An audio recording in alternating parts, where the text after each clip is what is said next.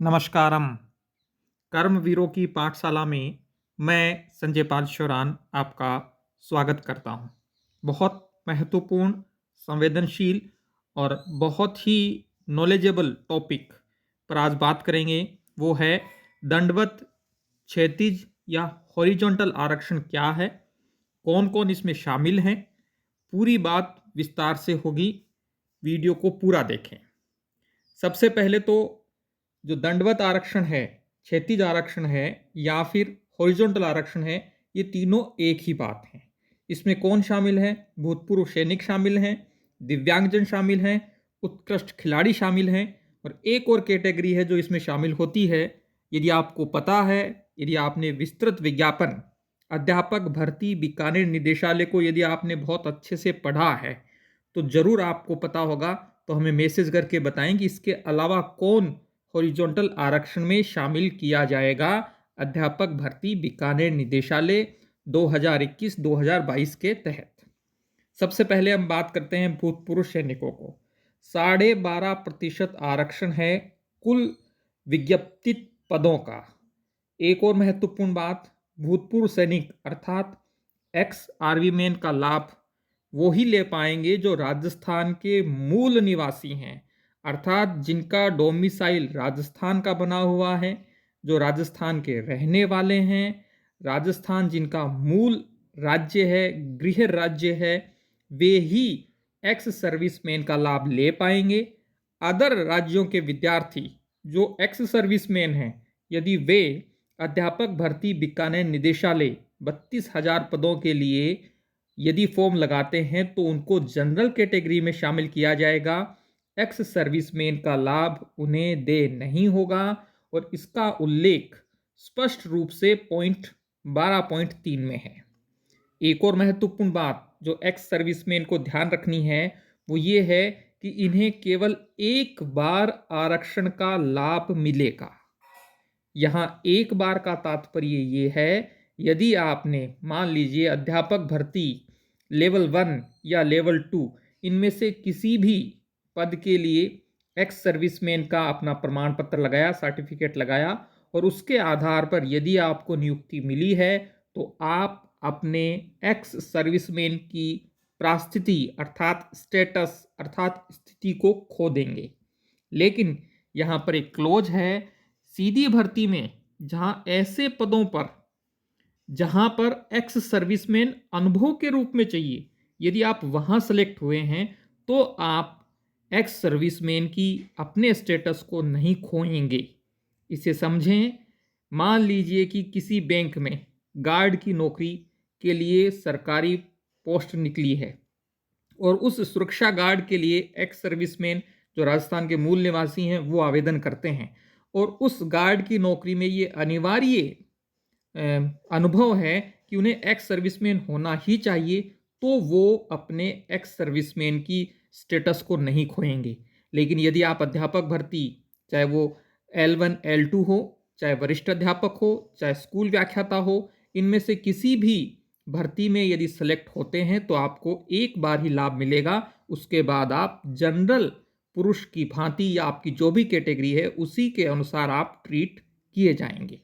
एक और सवाल, ये 12.5% जो हैं ये जिस भी कैटेगरी के होंगे, बहुत महत्वपूर्ण है ये पॉइंट। सभी हॉरिजॉन्टल आरक्षण के साथ एक बात लागू होती है, 12.5% लिए जाएंगे, लेकिन इसमें कोई कैटेगरी नहीं है। जिस विषय में आपके जितने पद हैं वो लिए जाएंगे।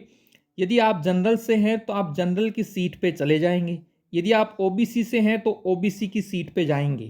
कहने का मतलब है ओबीसी के कोटे से आपका सिलेक्शन होगा। यदि आप एससी से हैं, आप एसटी से हैं, एमबीसी से हैं, यदि आप ईडब्ल्यूएस से हैं, जिस भी कैटेगरी से हैं उसी कैटेगरी में भूतपूर्व सैनिकों को और हॉरिजॉन्टल आरक्षण जिनको मिला है उनको समायोजित किया जाएगा।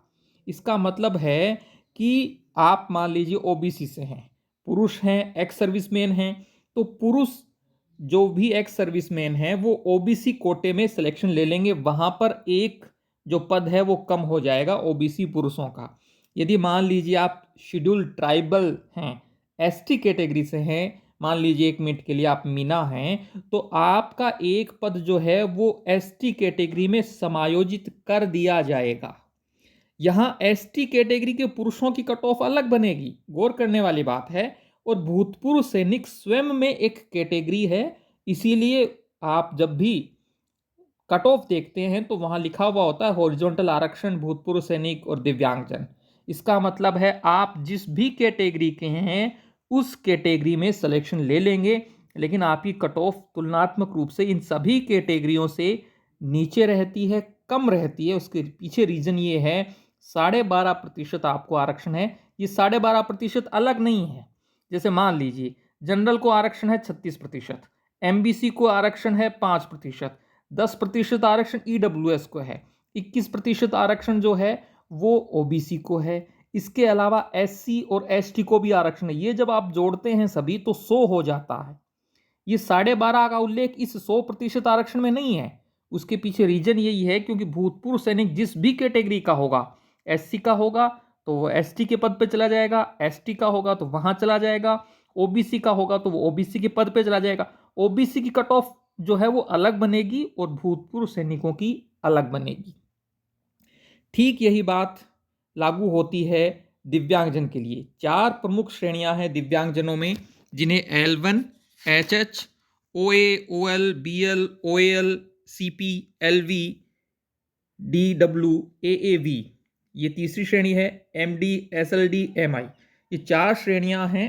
पॉइंट नंबर 12.5 है उसमें स्पष्ट रूप से उल्लेख है इन चारों कैटेगरियों को 1-1% आरक्षण मिलेगा। यहां पर भी वही नियम लागू होगा, जिस भी कैटेगरी का दिव्यांगजन होगा वो उस कैटेगरी में सिलेक्शन ले लेगा। दिव्यांगजन की अलग मेरिट बनेगी, ये गौर करने वाली बात है, जिसमें केवल दिव्यांगजन शामिल होंगे। अब 4% लोगों को अलग अलग श्रेणियों में इन 4 कैटेगरियों में लेना है तो इनकी अलग कट ऑफ बनेगी।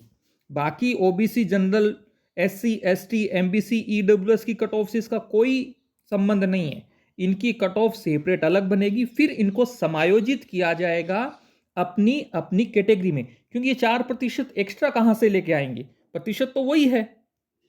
बेहद संवेदनशील विषय है, सीखने के लिए बहुत जरूरी। समझिए, जनरल को 36% आरक्षण है, उसके बाद में ओबीसी को 21% आरक्षण है, एससी को 16%, शेड्यूल कास्ट एसटी को 12%, यहां राजस्थान की बात हो रही है, ईडब्ल्यूएस को 10% और एमबीसी को 5%।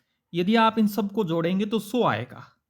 यहां देखिए 57, 57 के बाद में 73, ये 85, 95 और ये 500। जब ये 100% आरक्षण हो गया है तो फिर एक्स सर्विसमैन को 12.5%, दिव्यांगजन को 4% और उत्कृष्ट खिलाड़ियों को 2%। ये कहां से आएगा?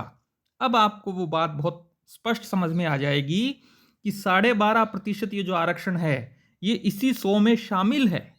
जिस भी कैटेगरी का एक्स सर्विसमैन होगा, मान लीजिए एक्स सर्विसमैन ओबीसी का है तो वो इस कैटेगरी के एक पद को अपनी एक्वायर कर लेगा, अधिग्रहित कर लेगा। यदि एक्स सर्विसमैन मान लीजिए एससी कैटेगरी का है तो वो इस 12% के जो पद हैं उसमें से एक पद कम कर लेगा, इसी प्रकार से कम करेगा। दिव्यांगजन जो 4% है इन्हें भी हॉरिजॉन्टल आरक्षण मिला है, इनकी कट ऑफ अलग बनती है सबकी। एक्स सर्विसमैन की कट ऑफ अलग बनेगी, दिव्यांगजन की अलग बनेगी, उत्कृष्ट खिलाड़ियों की अलग कट ऑफ बनेगी। हाँ, लेने 2% हैं, यदि वो न्यूनतम मापदंड को पूरा करते हैं तो 2% लिए जाएंगे, नहीं तो वो पोस्टें खाली रह जाएंगी जिन्हें बैकलॉग कहते हैं। अब ये 100% यहां पूरा कंप्लीट हो गया है। General, OBC, ST, SC, ST, EWS और एमबीसी। तो फिर ये मैंने कहा कि ये प्रतिशत कहां से आया? इसके लिए मैंने कहा जिस भी कैटेगरी का दिव्यांगजन होगा वो उस कैटेगरी में जाएगा, उस कैटेगरी के एक पद को वह समायोजित कर लेगा। इस कैटेगरी, ये 5% कौन सा है? एमबीसी की कट ऑफ और दिव्यांगजन की कट ऑफ से कोई संबंध नहीं है, दोनों की कट ऑफ अलग अलग बनेगी। तीसरा जो विकल्प है हॉरिजॉन्टल आरक्षण का वो है उत्कृष्ट खिलाड़ियों का। 2% आरक्षण दिया गया है, पहली बार अध्यापक भर्ती में दिया गया है। यहां हम L1 और L2 की बात कर रहे हैं। तो लेकिन इनके लिए एक नियम बहुत महत्वपूर्ण है वो ये है कि राजस्थान के मूल निवासी जो हैं उत्कृष्ट खिलाड़ी, उनको ही इसका लाभ मिलेगा। पॉइंट 12.4 में कौन है उत्कृष्ट खिलाड़ी, इसको लेकर विस्तार से परिभाषित किया गया है। यदि सरल भाषा में कहें तो यदि आपने राजस्थान का प्रतिनिधित्व राष्ट्रीय स्तर पर किया है, मतलब आपने नेशनल खेल में भाग लिया है, जो भी फेडरेशन होते हैं राजस्थान के, भारत के खेल से संबंधित, उनके संदर्भ में, तो आप उत्कृष्ट खिलाड़ियों की श्रेणी में आएंगे। वो अलग अलग संस्थानों के नाम दे रखे हैं 12.4 पॉइंट में, लेकिन राजस्थान के मूल निवासी ही होंगे।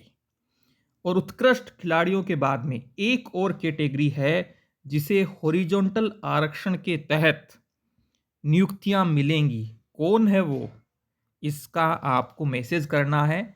इससे ये भी पता चलेगा आपने विस्तृत विज्ञापन जो बीकानेर निदेशालय द्वारा L1 और L2 अध्यापक भर्ती के लिए जारी किया गया है, उसको कितना गंभीरता से और कितना गहराई से पढ़ा है। तो वही मैसेज कर पाएंगे विद्यार्थी जिन्होंने उस विज्ञापन को बहुत अच्छे से पढ़ा है। यदि मैं सरल भाषा में और संक्षिप्त में कहूं तो 12.5% एक्स सर्विसमैन, 4% दिव्यांगजन, 2% उत्कृष्ट खिलाड़ी और चौथी एक कैटेगरी और है। इन सब को हॉरिजॉन्टल, क्षैतिज, या फिर आप एक और वर्ड आता है वो आरक्षण मिला हुआ है, वो है दंडवत आरक्षण। दंडवत, क्षैतिज, हॉरिजॉन्टल, तीनों का एक ही अर्थ है। ये 4 कैटेगरियों को मिला हुआ है। 3 का उल्लेख हमने इसमें कर लिया है। ये विद्यार्थी एक्स सर्विसमैन जिस भी कैटेगरी का होगा वो उस कैटेगरी में समायोजित किया जाएगा। अब यहाँ विद्यार्थी पूछेंगे, सर मैं दिव्यांगजन हूं तो क्या मुझे अपना ओबीसी का सर्टिफिकेट लगाना चाहिए? निश्चित रूप से इसका जवाब है हाँ। आप उत्कृष्ट खिलाड़ी हैं, आप जिस भी कैटेगरी के हैं उस कैटेगरी का आपको जाति प्रमाण पत्र लगाना चाहिए।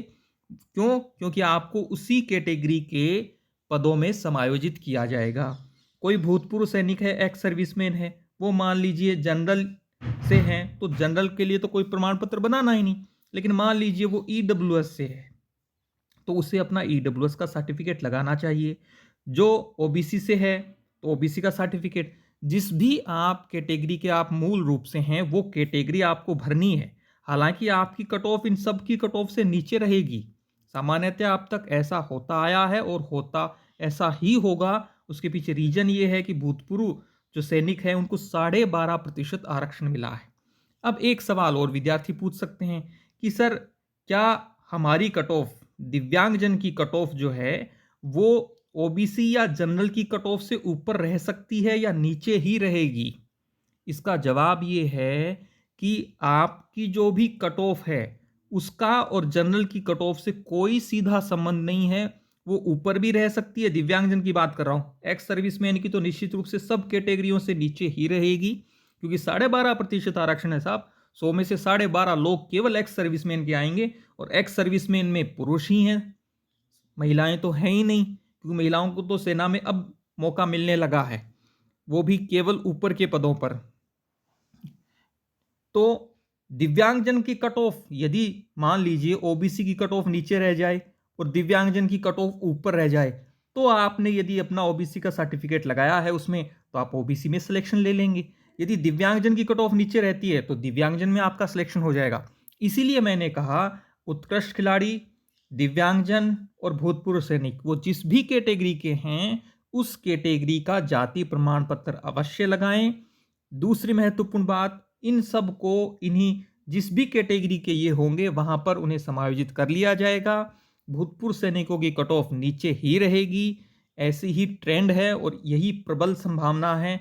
हाँ, जो दिव्यांगजन श्रेणी है उसमें से पर्टिकुलर हो सकता है किसी, क्योंकि ये 4 श्रेणियां हैं, इसमें से हो सकता है किसी एक की कट ऑफ आपकी जो कैटेगरी है मूल उससे ऊपर चली जाए। इसलिए आपको दिव्यांगजन जिस भी कैटेगरी के हैं, general, OBC, SC, ST, MBC, EWS, उस कैटेगरी को भरना चाहिए। उत्कृष्ट खिलाड़ी जो हैं उन्हें 2% का आरक्षण है। राजस्थान के मूल निवासी ही इसमें होने चाहिए। एक और सवाल, वे विद्यार्थी जो राजस्थान से बाहर के राज्यों के हैं क्या उन्हें दिव्यांगजन कैटेगरी से लाभ मिलेगा? इसका जवाब है हाँ, लेकिन केवल जनरल में। क्योंकि आप अदर स्टेट से हैं, अन्य राज्यों से हैं, तो आप जनरल कैटेगरी में शामिल किए जाएंगे। तो जनरल कैटेगरी में शामिल होने के कारण आपको, यदि आप उस कट ऑफ में आते हैं, जनरल की कट ऑफ की बात नहीं हो रही है यहाँ बात हो रही है दिव्यांगजन की कट ऑफ की। तो यदि दिव्यांगजन की कट ऑफ में आप आ जाते हैं तो अन्य राज्यों के विद्यार्थियों को भी दिव्यांगजन कोटे से इस 4% आरक्षण से लाभ मिल सकता है। इसीलिए अदर स्टेट के विद्यार्थी भी इसमें शामिल हों। कुछ और सवाल विद्यार्थियों को लेकर हो सकते हैं, जैसे वीडो को लेकर, डाइवोसी को लेकर, उस पर हम आने वाले वीडियो में बात करेंगे। वीडियो को आपने अंत तक देखा। यदि वीडियो आपको अच्छा लगा हो तो लाइक करें, दोस्तों के साथ शेयर करें। कोई आपका सवाल हो तो कमेंट करें। और आपने हमारे यूट्यूब चैनल को सब्सक्राइब कर लिया होगा, नहीं किया तो आप घंटी के निशान पर क्लिक करें। धन्यवाद।